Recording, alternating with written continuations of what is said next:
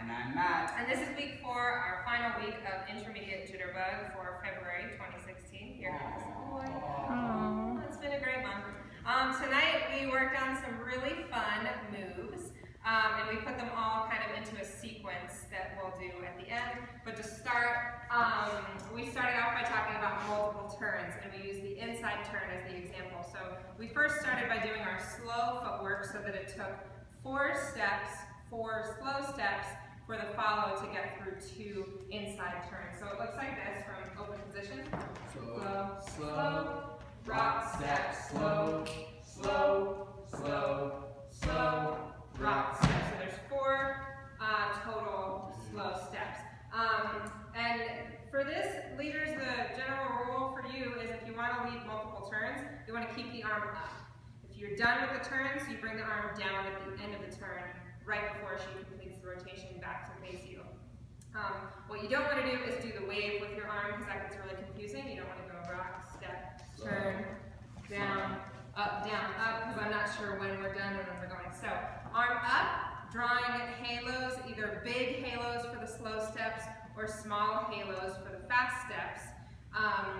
Keeping the arm up is going to signify that you want her to keep turning. Bringing the arm down signifies that the turn is done. So those are the slows. Here's the quick pick. For the leads, you're going to keep the slow footwork going for yourself. For the follows, I'm going to take 4 quick steps going right, left, as I step through the double turn. So it looks like this. Slow, slow, a rock, pull, quick, quick, quick, quick, rock, step. So leaders, the way you differentiate those 2 turns, whether you're leading the slow footwork or the fast footwork, is based on your rock step, the way you're pulling into the turn.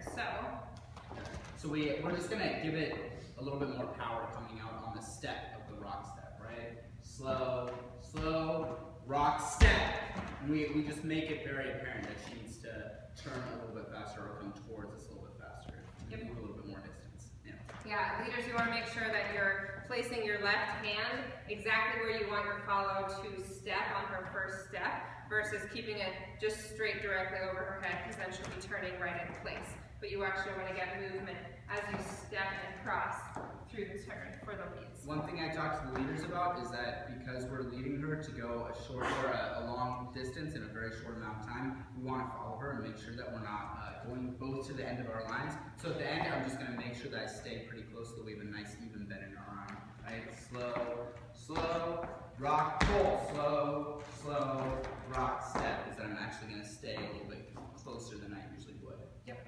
From there, we added on to our sequence with a pass-by, where it's essentially an inside turn for the follows, but now the leaders are doing more of an outside turn, so it looks like this.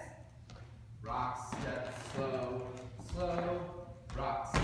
So breaking down the footwork follows, it's just like an inside turn. I'm going to take a step forward with my right foot, facing my back to my leader's chest, and then turn and face, taking a step with the left foot to face my lead on the second slow step. For leaders, we're changing it up a little bit. So on the pass-by, what we talked about is leading her to do the same pass-by while we're actually turning over our left shoulder at the same time, right? So I rock, step, and right here I've already let go and led her in the direction she needs to go.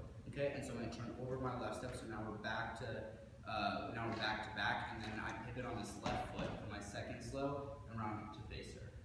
Rock, step. Awesome. So when we did that turn, we actually caught in cross hand position. You can catch an open regular hand-to-hand, but for the next move we caught in cross hand position because the final move of the night is the mini dip, which is not a dip at all. It's more of a choreographed move that people do often. And starting with a rock step on count 1, it looks like this. 1, 2, 3, 4, 5, 6. So we're just going to break down each count really slowly as we go through this. So starting with the normal rock step on counts 1 and 2, we step 1, 2. For count 2, leaders, you're going to take your left arm and guide your follow towards your side and down. You actually want to direct her to go step and down into the floor. So it's not out to the side. You want to take her momentum and shoot it into the floor. So she steps here on count 3. Leaders, you're going to step on count 3.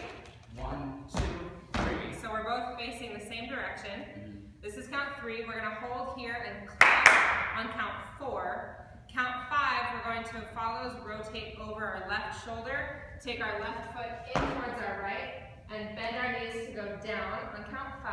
And for our leaders, we're going to rotate over our right shoulder, and we're rotating on our left foot and stepping down with our right on 5. So now we're facing the opposite direction. We're going to catch hands as we turn on count 5, and then count 6, we're going to bring our energy up and pose with our inside leg up towards our knee, and our outside hand either snapping, jazz hands, or waving the finger, the index finger, that is, in the air. And we can hold here, we can freeze, we can shake it out, we can hold here however long, and then get right back into our basics of our triple step from here. So the whole sequence all the way through looks like this. So, step, rock, pull. Double inside. Slow. Basics. Rock, step, slow. Pass by. Rock, step, slow. Slow.